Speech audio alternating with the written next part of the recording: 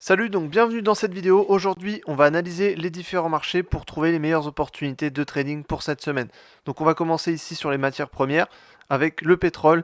On a rebondi sur 81, on est toujours dans un range entre 84 et 81. Donc pour l'instant, on pourrait rester dans ce range, potentiellement partir un peu plus haut pour créer une tendance haussière et aller viser 89 et 92. Pour l'instant, on reste à l'intérieur de ce range, donc on est plutôt haussier actuellement, mais on est toujours sous 84, donc il faudra casser 84 pour partir à la hausse. Si on regarde ensuite sur le gold, alors l'or ici, donc on est parti sur l'or, on a eu une correction, on est parti sur une tendance plutôt haussière, on reste dans cette tendance haussière, on rebondit ici sur 2325, donc là on pourrait partir à la hausse, revenir chercher les 2430, donc pour venir chercher une tendance haussière, pour continuer la tendance haussière qu'on avait déjà depuis pas mal de temps. Donc ici on est toujours en tendance haussière, toujours haussier à court terme, à moyen terme et à long terme, on est toujours haussier, donc pour l'instant l'objectif ça va être 2430, donc juste en haut. Ensuite sur les crypto-monnaies. Avec le Bitcoin, on est reparti à la hausse, on rebondit donc sur les 60 000 il y a quelques semaines, on a rebondi dessus, on est parti à la hausse, et là on commence à repartir à la hausse, potentiellement sur 72 000, et on pourrait même venir casser les 74 100, donc le niveau historique, pour venir chercher des nouveaux records historiques. Donc pour l'instant, on est plutôt très haussier sur le Bitcoin, et c'est plutôt très intéressant du coup de prendre des achats sur le Bitcoin. Sur l'Ethereum ici, pareil, on a une grosse tendance haussière, notamment avec cette bougie du 20 mai, on est parti fortement à la hausse, donc on a rattrapé le retard par rapport au Bitcoin, on a un Ethereum qui monte, qui a dépassé les 3800 et qui pourrait potentiellement dépasser les 4100, dans ce cas on pourrait marquer un nouveau record historique, donc ça pourrait être vraiment très intéressant. Donc c'est des actifs qui sont à suivre, il y a pas mal d'opportunités là-dessus pour cette semaine. Ensuite si on regarde sur les différents indices, alors sur le S&P 500, ici on est arrivé donc au-dessus des 2000, des 5250, donc on est au-dessus, on a marqué un record historique il n'y a pas très longtemps, donc là potentiellement on a une résistance qui est devenue support ici, donc là on se repose sur le support et on pourrait continuer à la hausse, donc continuer la tendance haussière et partir à plus à la hausse pour ces prochaines semaines. Donc on reste toujours sur une tendance haussière sur le S&P 500. Si on regarde sur les autres indices américains, le Dow Jones, on a marqué un plus haut historique et cette fois-ci il corrige un petit peu. Donc sur le Dow Jones, on a une correction qui pourrait potentiellement arriver sur les autres indices. En tout cas, pour l'instant, le Dow Jones corrige plus que les autres indices. On pourrait arriver sur 38 800 ou peut-être même jusque 38 000 pour ensuite repartir et continuer la tendance haussière parce qu'on reste quand même à long terme sur une tendance haussière.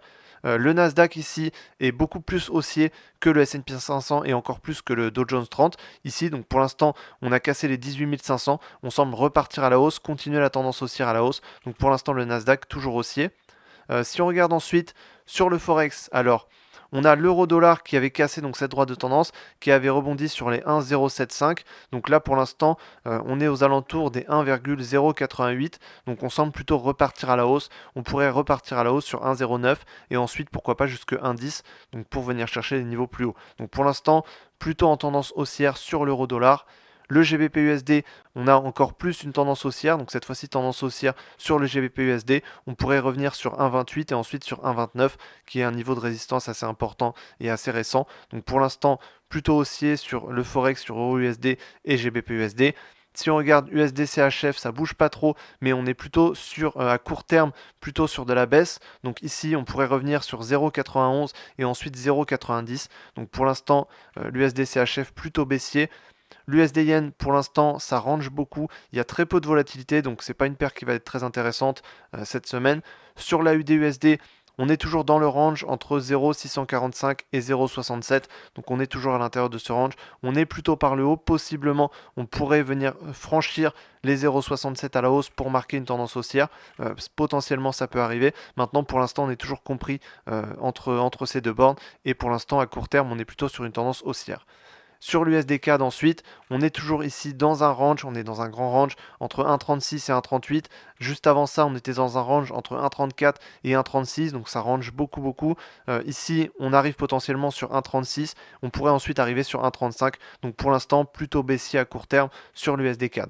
Et ensuite, pour terminer, si on regarde l'indice du dollar, Donc l'indice du dollar, on a une tendance plutôt haussière.